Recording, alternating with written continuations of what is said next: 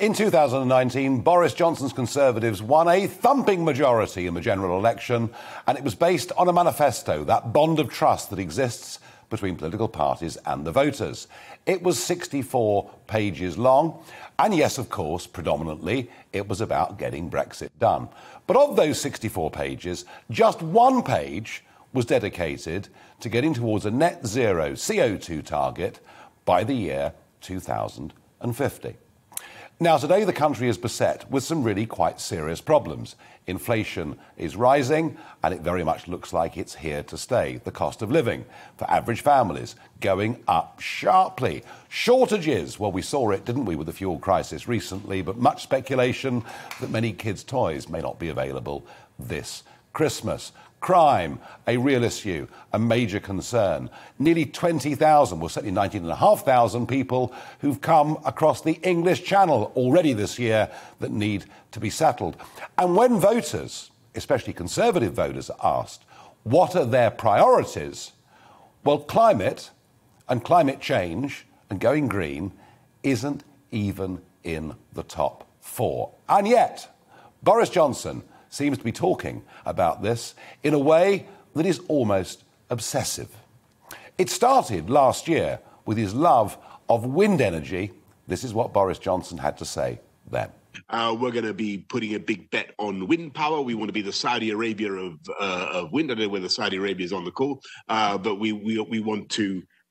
We have massive potential. I mean, we've got huge gusts of wind going around the north of our country, Scotland. Quite extraordinary potential we have for wind.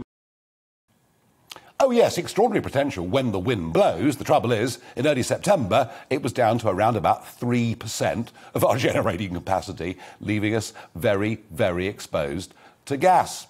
But today he's gone one further. Today he was talking about hydrogen. It was the strike price, the idea of the contract for difference, that enabled the private sector to come in with wind power. And that's what we're now doing with hydrogen, because we want to be the Klondike of carbon capture and storage, the Qatar of hydrogen. I think Qatar may already be the Qatar of hydrogen, but we want to be with you. And I think hydrogen is part of the solution. You see, it's all pretty obsessive stuff. And overnight, an advertisement that he features in with Prince Charles. Let's have a look at Prince Charles, shall we? I'm old enough to have a grandson. Like you, he's learning how climate change is causing the big storms and floods, the droughts, fires, and food shortages we're seeing around the world. When I was his age, people had no idea about the damage they were doing. But by the time I was a teenager, I started to see that if we didn't stop polluting our planet, we would face a very dangerous future indeed. Interesting, isn't it? Carbon dioxide is now a pollutant.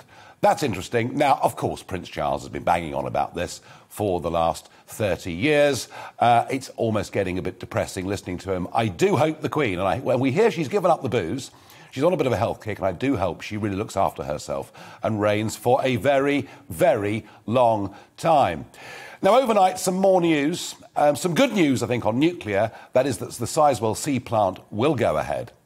But some of the big headlines this morning were there are going to be £5,000 grants for heat pumps for your home. And that's £5,000 towards the cost of a heat pump. Depends on the size of the property you live in.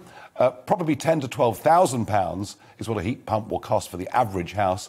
Up to nearly £20,000 for those living in big rural properties. And are heat pumps the solution to everything? Well, no. Actually, they consume a lot of electricity and they are far less efficient in terms of providing heat than gas boilers. But really, does it make any difference? Because it's only going to be 90,000 homes that get the subsidy, and there are 27 million homes in this country.